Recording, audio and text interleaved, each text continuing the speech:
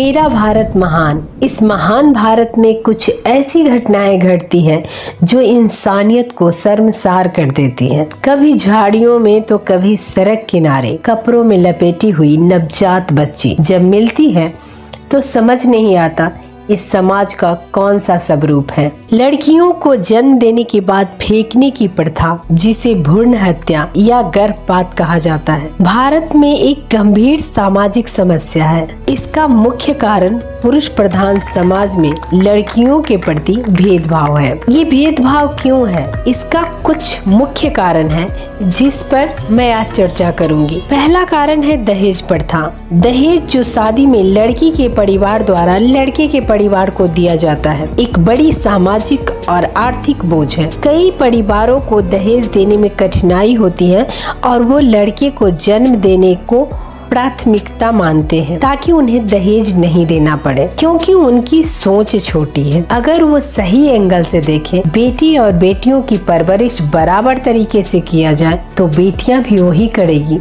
जो आपके बेटे कर सकते हैं। आपकी सेवा, आपका देखभाल या फिर समाज में अपनी मान प्रतिष्ठा आपकी वो तभी बना पाएगी जब आप उसे बेटों की तरह परवरिश, शिक्षा और महत्व देंगे।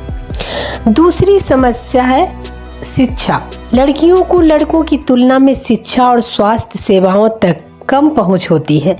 यह उनके भविष्य के अवसरों को सीमित करता है और उन्हें आर्थिक रूप से कमजोर बना देता है। फिर जब एक इंसान खुद कमजोर हो तो एक समाज या परिवार का निर्माण कैसे कर सकता है?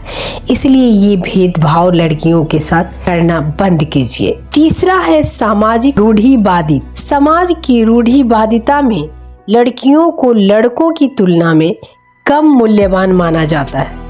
उन्हें अक्सर घर और परिवार की देखभाल करने वाली माना जाता है, जबकि लड़कों को कमाने वाला और परिवार का उत्तराधिकारी माना जाता है। बेटा होने की चाह, ये जो है एक स्त्री में भी स्त्री का दुश्मन है। कुछ परिवारों में बेटा होने की चाह इतनी मजबूत होती है कि वो लड़की को जन्म देने के बाद उसे अस्वीकार कर देते हैं, और ये सबसे ज्यादा उस घर की महिला यानी एक सास की होती है जो चाहती है मेरी बहू को सिर्फ बेटा हो। भारत सरकार ने इस प्रथा को रोकने के लिए कई उपाय किए, जिनमें बहुत सारे चीजें शामिल हैं। गर्भपात पर प्रतिबंध लगाया, दहेज विरोधी कानून लागू किया, लड़कियों की शिक्षा और स्वास्थ्य के लिए योजनाएं बनाई, जागरूकता फैलाई, बेटी बचाओ बेटी पढ़ाओ जैसे चीजों पर सरकार ने काफी ध्यान दिया। हालांकि उन उपायों के बावजूद यह प्रथा अभी भी जारी है।